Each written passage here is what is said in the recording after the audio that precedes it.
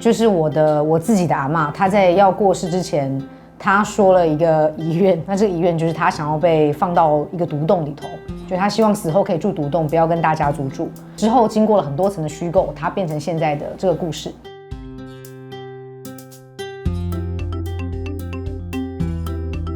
鼠婆太就是曾祖父的弟弟的太太。然后一刚开始的时候，我们的跟国议会申请的名字是那个睡在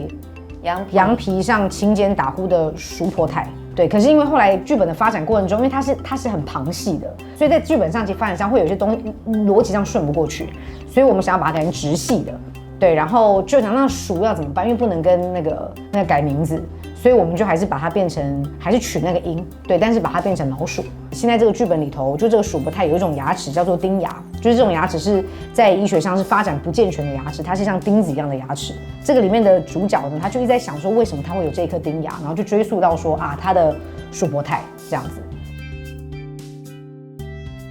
我们会从有一家4口，每2个礼拜就会回来到这个3合院里面来看他们的鼠伯太。那这个鼠伯太呢，他很老了，在这一次回来的时候，鼠伯太他即将要离世，但是在他离世的同时，他消失了。我们最后是可以讲的嘛？就是我们这出戏还有另外一个副标叫做白萝卜。那客家人他们就是要腌这个菜包嘛，所以鼠伯太呢，他决定把自己整个人抽干，把水放干，然后由这个媳妇，由他来发现鼠伯太变成了一条菜包。鼠伯太的姓许的男人可能觉得无稽之谈，但是这个媳妇是这么深信的，那他也听见了鼠伯太这个遗愿，他要住一个独栋的这个事情，所以最后他叫了一个肯德基炸鸡桶，把鼠伯太放在这个炸鸡桶里面。为什么会有这个炸鸡跟养鸡的这件事情，其实是我们来做田调的第一天，我们发现，就是许家那边后面现在还有养，然后那些鸡非常安静，然后我们都对鸡非常安静这件事情印象深刻。对，但是我没有意识到这个，因为我一直都觉得鸡就是这样子，可是因为他们一直跟我说鸡很安静，然后那时候剧本还在写，然后后来我就把这件事情放到剧本里头。因为在许家的历史里面，真的有发生过，就是做漂流木生意，所以他们本来在3只，然后后来因为跟闽南人发生了冲突，然后所以就迁徙过来，来到霍里，现在这里，然后所以后来许鹏就把它转化成那些鸡是那个闽南人的魂魄的那个象征，所以他们被困在这个客家庄里面，他们不能讲话，因为他们讲的是河洛话。那这个媳妇她是闽南人，然后她嫁进来，她发现哇，客家人他们只吃菜，因为他们只有在拜拜的时候才会准备大鱼大肉，这些都是为了给祖先的。所以她发现他们这些餐桌上每天回家都只能够吃青菜的时候，她觉得好饿，她好想吃肉，因为她是台南的大千金。所以最后她做了一个很叛逆的事情，是她叫肯德基炸鸡。然后所以当她看到这个炸鸡桶送来，然后她拿到了这个她觉得深信是鼠伯太的这个菜包，她决定把鼠伯太放进这个炸鸡桶当做她的独栋。鼠伯太她想住独栋这件事情，媳妇不能够决定，因为历代的女性，你只要嫁进来，你就会被归在这个宫廷的宗祠里面。但是姓许的女儿，你却进不了这个宗祠。所以有各式各样的各种情节，我们把它透过各种不同的转化变形，然后把它变成一个比较魔幻写实的一个故事。鱼，我有收到，鱼很大，所以会影响到关系的经验。那这我们也没办法，因为这个就是，那我们祖先也讲过了，那有人拜拜也拜过了，乌龟也烧了，也找来童子要烧乌龟，也都烧了。其实开演前，我们一家人，就是一家4口要回来过年的那个人，我们会在一台车上，我们会从一台车上出现 preset 的那个时间，我们就是等在那个车子里，然后我们就会看到远方的观众在那边等，然后又冷又雨，然后大家都会很担心说，不知道观众会不会觉得好冷哦，那如果要 delay 5分钟 delay 10分钟，他们会不会很多抱怨啊，或者让他们很不舒服啊，或者什么，会有这方面的担心。但是没有想到我这边方面收到的回馈都是，哇，就是在等待，连在等待的时间，然后看着这些田，然后因为都是一些你知道 city girl、city boy 来这边看戏，然后都觉得说哇，好新奇哦。当初我们都会觉得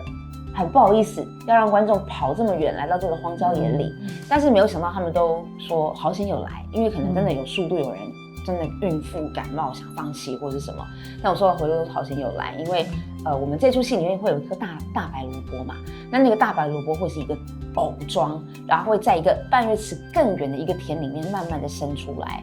然后那边观众有说他这辈子没想过他可以看见一个人坐在游泳池上，然后在三合院的古厝的半月池的水上漂，跟他从来没有想过三合院的宫廷门打开是一个巨大的白萝卜的布偶，然后他觉得这个画面太强了，然后他太喜欢了，就是这个会一辈子记得。所以我觉得我们所担心的，其实对他们而言都是一个新奇的好玩的。那其实就是当初为什么我们会想在这边做戏的理由。我们上礼拜的礼拜日的那一场，其实我们只有演完上半场，然后因为雨跟低温，所以我们当时候就在内部讨论说，我们下半场要不要继续。这个状况下，对演员跟对观众都太不好了，所以我们后来决定说应该要停演，说结果观众都希望是继续下去的。我觉得那个反应对我们来讲是其实观众比我们想的更愿意走进这个故事情节里头。因为这个故事，它虽然起点是跟我听到家族的故事有关，起点就是跟这个地方有关。可是其实我跟这个地方非常的疏离。我觉得戏演到这边，然后每次我在等待的时候，看到这些工作人员在这边，然后不管是演员或者设计，然后舞间，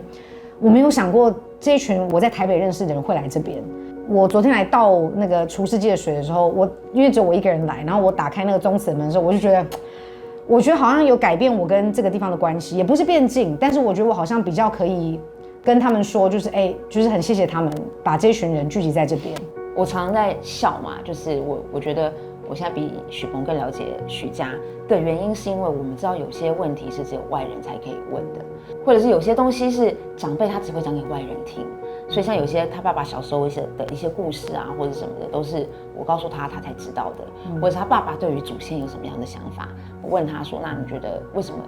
来拜拜祭祖这么重要？为什么一定要亲自来，不能让人带你上香？”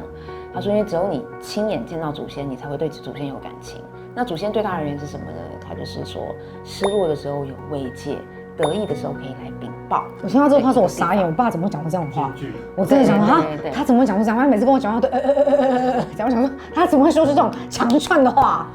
所以对我而言，就是一边在来许鹏的老家，其实我也会不断在想，那我的老家呢？我相信观众可能在来到人家老家这件事情，应该也都会去回想吧，因为对我们这一辈的人，老家其实算是蛮淡薄的。长了一点年纪，到了我这个年纪的时候，我就会开始去觉得说，那我要把我以前跟我奶奶聊天，我都会偷录音，那我就要把这些东西我也要